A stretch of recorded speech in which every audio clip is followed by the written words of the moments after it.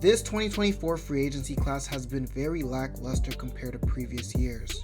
This included Paul George going to the Sixers, which in my opinion looks like the Sixers' final try into getting Embiid a championship team, as well as DeMar DeRozan going to the Kings, which I don't think this really helps the Kings' effort at what their weakness is, which is defense, but that's neither here or there. And to be honest, the real best moves were actually the teams that made deals before free agency even started. First with OKC trading Josh Giddey to the Bulls for Alex Caruso, and this helped both teams go into the right directions that they need to, as OKC now has a title contention window, as well as the Bulls having the opportunity to plan for a future with Josh Giddey and Montes Patelis, who they drafted this offseason.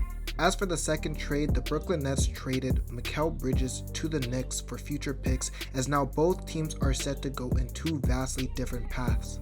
Because on one hand, the Knicks are going to be going into the championship sweepstakes next year, but the Nets are going to be going into the Cooper Flag sweepstakes, as they're going to be trying to win the draft lottery next season. Though there wasn't a lot of top stars in free agency this offseason, there was still enough talent all around where NBA teams could get quality upgrades.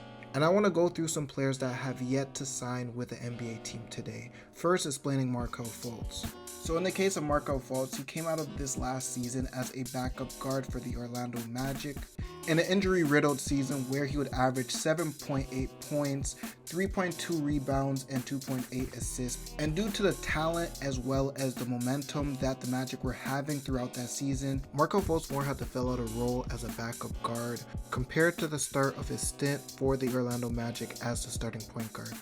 As for Fultz' free agency case, I think he could come off the bench with a lot of energy as a point guard who can play make, as well as slash to the basket with highlight plays, as well as play good defense. But there's still a few problems with Markelle Fultz, first being his health, as he hasn't really been healthy in his time as Orlando Magic, as the last time he actually had a proper season was 2020, as well as his limited shooting range, as he hasn't been a good shooter his whole career, and part of his injuries in the past was his shoulder, which kind of messed up his shooting form going into the league.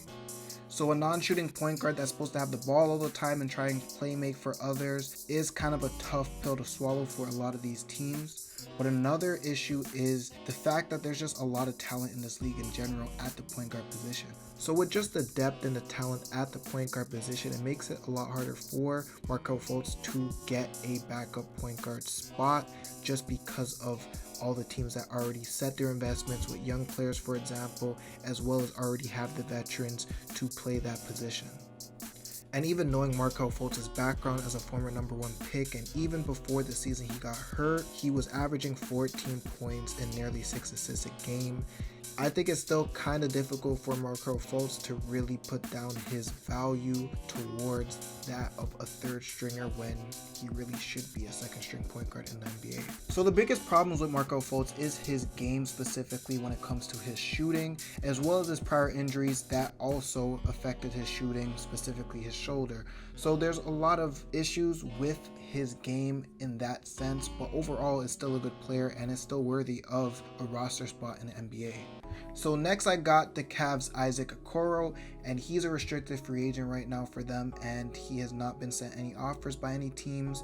And the only rumors that came across is whether the Cavs are going to re-sign him or him being in a sign and trade with a few teams in the mix. Isaac Okoro is a strong wing, and even though he's undersized for his position at 6'5", he's still a very good defender on that side of the ball and has the opportunity of becoming an elite perimeter defender at his age.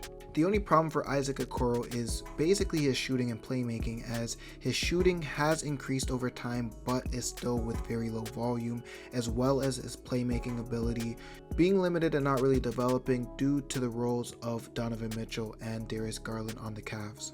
So because of this and maybe other factors, Isaac Okoro hasn't really developed into the prospect offensively for the Cavs.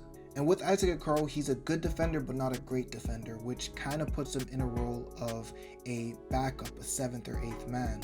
So now this leads into the question of why the Cavs won't sign Okoro, and I think it's just due to a simple contract dispute, as the Cavs don't want to pay Isaac Okoro too much, as they still have players like Darius Garland, Donovan Mitchell, Evan Mobley, and Jarrett Allen still on the books, and that's going to be their main core going into the future. So saving money is the main priority for the Cavs going into the next few seasons. So now this goes into the trade rumors that were surrounding Okoro over the offseason. And with the Cavs' high price for Okoro in trade rumors, this would put Isaac Okoro in free agency limbo, as no team would want to sign Isaac Okoro for a fair price, as the Cavaliers could easily match that. But if any team were to go into trade discussions for Okoro, the Cavs' asking price would be too high, as they would try and get as much value for Okoro as possible. So overall, Isaac Okoro has the opportunity to become a starter in this league and has the potential to become an elite defender.